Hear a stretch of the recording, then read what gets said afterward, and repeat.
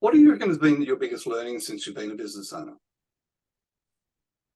I think it's probably a couple of things. One is just the highs and lows, and maybe, and I know it's not exclusive to my industry, being real estate, which is often it's Australia's favorite barbecue chat talk. It's always on the front page of the newspaper, um, and so it's that high and lows of the industry.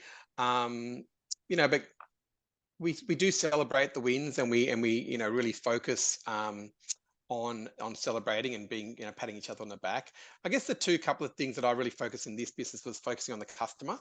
Um, Before the sales process, we built a customer process, a whole service, which kind of makes sense now when you think back to my my past, being in customer engagement, and before that being in five-star hotels, all about the customer. So yeah, we built that engine out first and carved that out, CRM, everything, and a leader to run that before I actually carved out the whole sales process.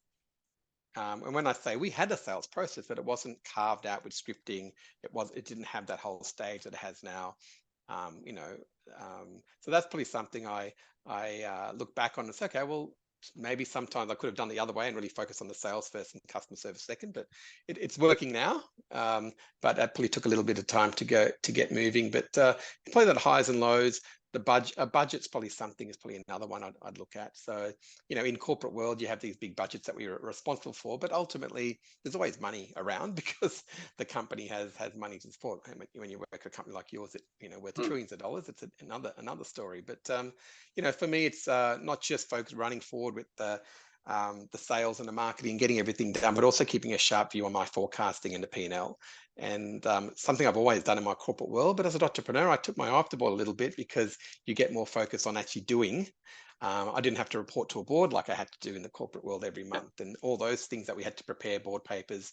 So you just tend to take your eye off. As long as there's money in the bank to pay the staff, you're happy and you move forward. So a little bit more planning now and focused on my P&L and forward planning. So I know we're headed for next quarter, the quarter after that, and if I'm going to have any big projects, how am I going to pay for that down in 6 months' Hmm. time?